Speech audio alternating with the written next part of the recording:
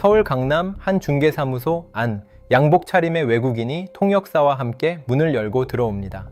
매물 리스트를 쭉 훑어보더니 손가락으로 새 채를 콕콕 찍습니다. 이거 다 살게요. 네, 흥정은 없었습니다. 시세보다 수억 원을 더 얹어서 그 자리에서 계약서에 도장을 찍었어요. 바로 옆에서 같은 아파트를 몇 달째 노리고 있던 한국인 매수 희망자는 멍하니 서 있을 수밖에 없었습니다. 대출 한도에 발이 묶여 한 채도 못 사는 동안 이 외국인은 서류 가방에서 꺼낸 현금으로 새 채를 한 번에 쓸어 갔으니까요. 이런 장면이 서울 곳곳의 중개사무소에서 반복적으로 보고됐습니다. 현금 다발을 들고 쇼핑하듯 집을 사던 그 사람들이 수억 원 손해를 보면서까지 급하게 빠져나가고 있습니다. 대체 무슨 일이 벌어지고 있는 걸까요? 오늘 이 영상에서는 외국인 투자자들이 어떤 방법으로 한국 부동산을 사들였는지, 한국인과는 완전히 다른 어떤 규칙 속에서 움직였는지, 그리고 왜 지금 수억 원을 손해보면서까지 빠져나가고 있는지를 처음부터 끝까지 풀어드리겠습니다. 먼저 이 흐름의 규모부터 이야기해 볼게요. 현재 외국인이 보유한 국내 주택은 약 10만 가구입니다. 전체 주택에서 차지하는 비율 자체는 크지 않아요. 하지만 이 집들이 전국에 골고루 퍼져 있는 게 아닙니다. 10채 중 7채 이상이 서울, 경기, 인천 수도권에 몰려 있어요. 그것도 아무데나 있는 게 아닙니다. 강남, 서초, 용산. 한국인들이 월급 500만 원을 한 푼도 안 쓰고 25년을 모아야 겨우 한 채 살 수 있는 동네에 집중돼 있어요. 이 외국인 집주인들의 국적을 보면 절반이 넘는 수가 중국인입니다. 그 다음이 미국과 캐나다 순이에요. 그러면 이 사람들은 왜 하필 한국을, 하필 서울을 골랐을까요? 이걸 이해하려면 중국 부유층의 돈이 어떻게 움직이는지를 먼저 알아야 합니다. 중국 부유층에게 해외 부동산은 단순한 집이 아니에요. 자기 나라 경기가 흔들리고 위안화 가치가 요동칠 때를 대비한 일종의 보험입니다. 중국 본토에 돈을 다 두면 불안하니까 해외에 안전한 자산을 하나 갖고 있자는 거예요. 이런 보험용 부동산의 첫 번째 선택지는 원래 홍콩이었습니다. 가깝고 금융 시스템이 잘 갖춰져 있고 중국어가 통하니까요. 하지만 홍콩이 중국 본토의 직접적인 통제 아래 들어가면서 이야기가 달라졌어요. 홍콩에 돈을 넣어두면 본토 정부가 언제든 손을 뻗칠 수 있다는 불안감이 커진 겁니다. 보험을 들었는데 그 보험 회사가 내 돈을 마음대로 할 수 있다면 보험의 의미가 없잖아요. 그래서 그 다음으로 간 곳이 싱가포르였어요. 아시아의 금융 허브, 안전하고 법체계가 튼튼한 나라, 이상적인 선택지처럼 보였습니다. 그런데 싱가포르 정부가 중국 자금이 밀려오는 걸 보고 강력한 조치를 취했어요. 외국인한테 추가 취득세를 60%까지 올려버린 겁니다.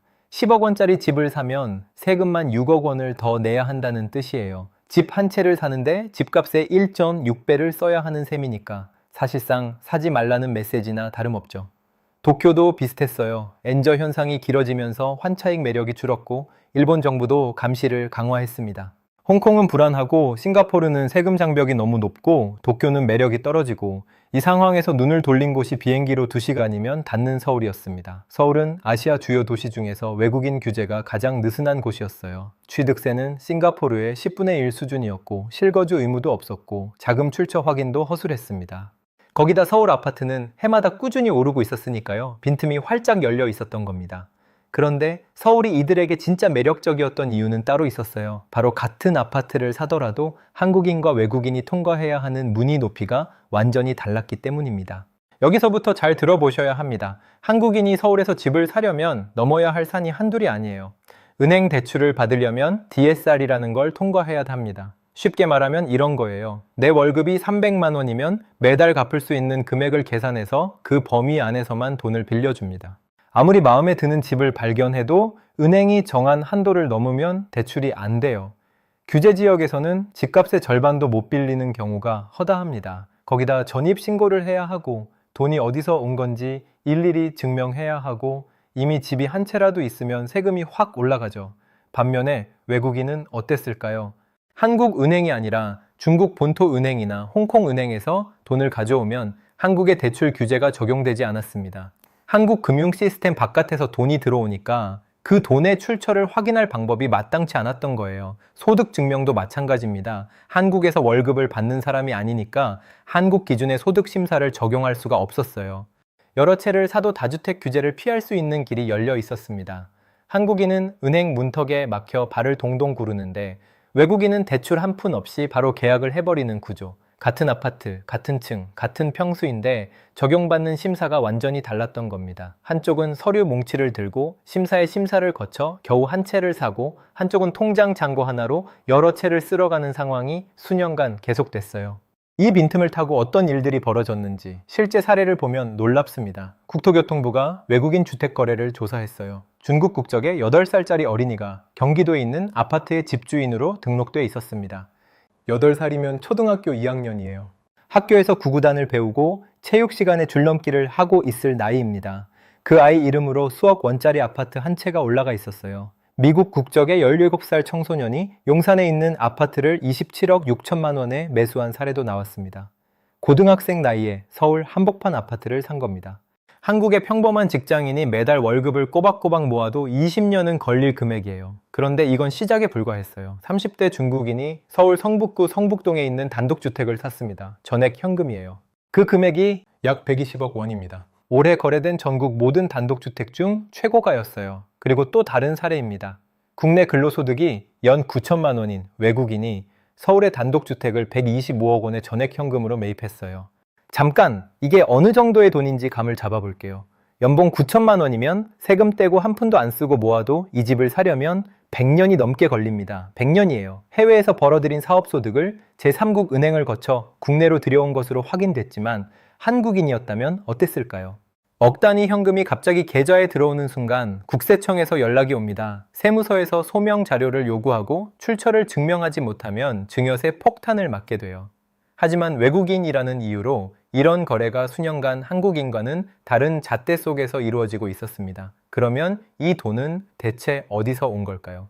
정상적인 경로로는 이 정도 금액을 한국에 들여올 수가 없습니다. 중국에서 개인이 연간 환전할 수 있는 한도는 5만 달러, 우리 돈으로 약 7천만 원 정도예요. 수십억, 수백억 원짜리 부동산을 사면서 이 한도 안에서 돈을 보내려면 수십 년이 걸리죠. 그래서 등장한 우회로가 가상자산입니다.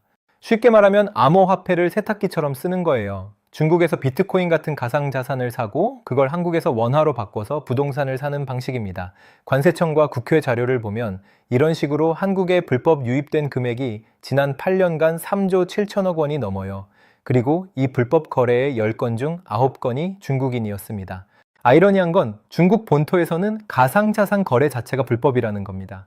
자기 나라에서 불법인 수단을 이용해서 다른 나라의 부동산에 돈을 밀어 넣은 거예요. 국토교통부가 외국인 이상 거래를 집중 점검했을 때 수백 건을 조사해서 그중 절반 가까이가 위법 의심 거래로 분류됐습니다. 이게 단순히 집을 몇 채 산 문제로 끝났으면 그나마 나았을 겁니다. 하지만 이 구조는 훨씬 깊은 상처를 남겼어요. 전세보증금 이야기를 해야 합니다. 외국인이 집주인인 전세 계약에서 계약이 끝났는데 보증금을 돌려받지 못한 사건이 줄줄이 터졌어요. 세입자가 집주인한테 전화를 합니다. 안 받아요. 문자를 보냅니다. 답이 없어요. 왜냐하면 이미 출국해 버렸거든요. 집을 사고 전세를 놓고 보증금을 챙기고 비행기를 탄 겁니다. 보증공사가 세입자 대신 보증금을 갚아줬는데 그 돈을 집주인한테 돌려받아야 하잖아요. 그런데 회수율이 2%입니다. 쉽게 말하면 이런 거예요. 100원을 대신 갚아줬는데 겨우 2원밖에 못 돌려받은 겁니다. 보증금을 갚지 않은 외국인 집주인 43명 중 27명이 중국인이었고 이 중 절반 이상은 연락 자체가 두절된 상태예요. 법원에서 공시송달을 돌리고 있지만 해외에 있는 사람을 잡을 방법이 사실상 없습니다. 이 피해는 고스란히 보증공사의 재정으로 결국 우리 세금으로 메워지고 있어요. 개인이 집을 사고 떠나버리는 것만이 문제가 아닙니다. 2018년 중국 정부가 서울 용산 이태원 일대에 토지 11필지를 매입했어요. 개인이 아니라 한 나라의 정부 차원입니다. 그 위치가 대통령실과 미국 대사관 바로 인근이에요. 한 나라의 핵심 권력 기관이 있는 곳 바로 옆에 다른 나라 정부가 대규모로 땅을 산 겁니다. 외교 목적이라는 설명이 있었지만 그 규모와 위치를 생각하면 단순하게만 볼 수 없는 상황이었어요. 그런데 한국은 이런 문제에 유독 느슨했습니다. 다른 나라들은 훨씬 일찍, 훨씬 강하게 문을 닫았어요. 캐나다는 아예 외국인의 주택 구매를 금지했습니다. 효과가 있으니까 2027년까지 연장했어요. 호주는 외국인이 기존 주택을 살 수 없고 오직 신축만 허용합니다. 불법 취득이 적발되면 강제로 팔게 하죠. 뉴질랜드는 한 발 더 나가서 아예 외국인의 기존 주택 구매 자체를 법으로 금지해버렸습니다. 공통점은 하나예요. 자국민의 주거 안정이 외국 자본의 투자 자유보다 먼저라는 원칙이 분명하다는 겁니다. 그렇다면 한국 정부는 뭘 했을까요? 솔직히 말하면 오랫동안 뚜렷한 조치가 없었습니다. 하지만 사례가 쌓이고 여론이 거세지면서 2025년 8월에 드디어 칼을 꺼냈어요. 그것도 한 자루가 아니라 세 자루를 동시에 꺼냈습니다. 첫 번째 칼은 외국인 전용 토지 거래 허가제예요. 서울 전역, 경기도 23개 시군, 인천 7개 구에서 외국인이 집을 사려면 구청장의 사전 허가를 받아야 합니다. 그리고 매수 후 2년간 반드시 직접 그 집에 살아야 해요. 투자 목적으로 사놓고 비워두거나 전세를 놓는 게 불가능해진 겁니다. 예전처럼 서류 가방에 현금 넣고 와서 바로 계약하는 건 이제 안 되는 거죠. 두 번째 칼은 자금 출처 추적입니다. 예전에는 외국 은행에서 돈이 들어오면 그냥 통과였어요. 이제는 다릅니다. 외국인도 한국인과 같은 대출 기준을 적용받게 됐고 해외에서 들어오는 자금도 한국 금융당국의 레이더에 잡힙니다. 가상자산을 이용한 불법 송금이 의심되면 금융정보분석관에 즉시 통보되고 본국 당국과 정보가 공유되어 수년간 열려있던 그 통로가 막힌 겁니다. 세 번째 칼은 세금입니다.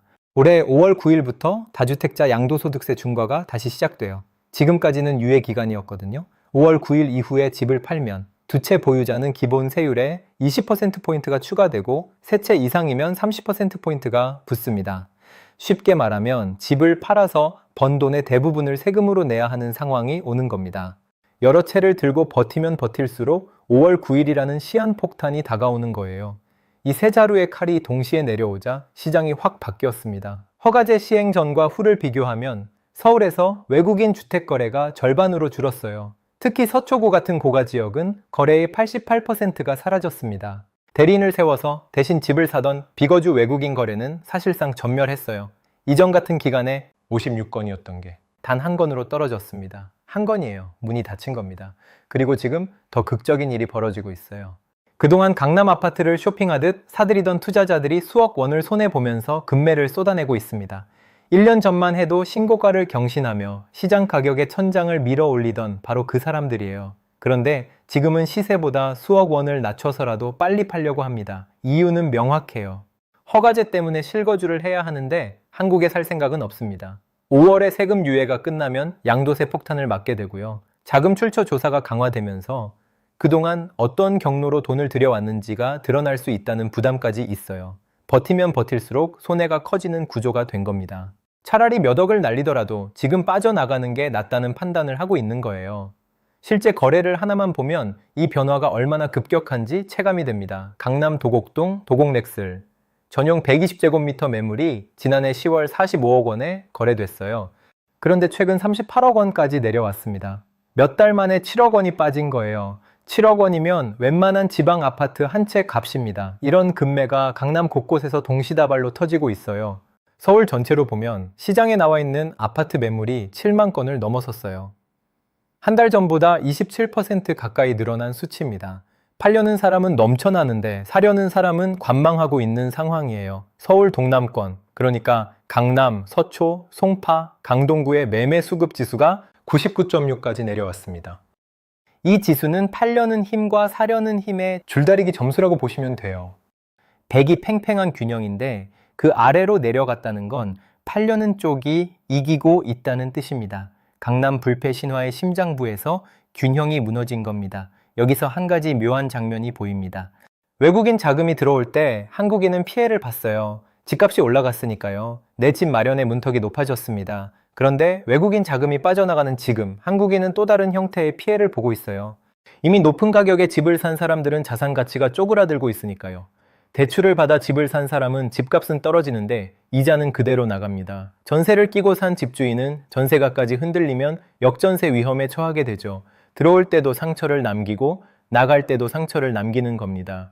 밀물 때는 모래성을 높이 쌓아 올리고 썰물 때는 그 모래성을 무너뜨리면서 빠져나가요. 그게 투자 자금의 본질입니다. 그래서 지금 이 시장을 어떻게 봐야 할까요? 외국인 자금이 빠져나가면서 가격이 조정되는 건 어찌 보면 거품이 빠지는 정상화 과정입니다. 하지만 그 과정이 고통 없이 이루어지진 않아요. 매물이 쏟아지고 가격이 내려가고 거래가 얼어붙으면 실수요자들도 움직이기가 어려워집니다. 시장 전체가 숨을 죽이고 있는 상태예요. 중요한 건 앞으로입니다. 지금의 규제가 계속 유지될지 아니면 이제 시간이 지나면은 다시 느슨해질지에 따라 시장의 방향이 완전히 달라질 수 있어요. 캐나다처럼 구조적인 장벽을 세울 것인지 아니면 당이 처방에 그칠 것인지 이번에 빈틈을 막았다고 해도 자금은 항상 새로운 통로를 찾아 움직입니다. 물을 막으면 옆으로 돌아가고 벽을 세우면 밑으로 파고드는 게 돈의 속성이에요. 지금 빠져나간 돈이 영원히 사라지는 건 아닙니다. 규제가 풀리는 순간 혹은 새로운 우회로가 생기는 순간 다시 돌아올 수 있어요. 그때 한국 시장에 어떤 장벽이 세워져 있느냐가 결국 이 나라에서 집이 누구의 것이 되느냐를 결정하게 될 겁니다. 25년을 모아야 한 채인 사람과 30분 만에 세 채를 사는 사람. 이 둘이 같은 규칙 아래 놓이게 된 건 불과 몇 달 전 일입니다. 이게 일시적인 변화로 끝날지 아니면 진짜 시작이 될지 그건 아직 아무도 모릅니다. 시청해주셔서 감사합니다.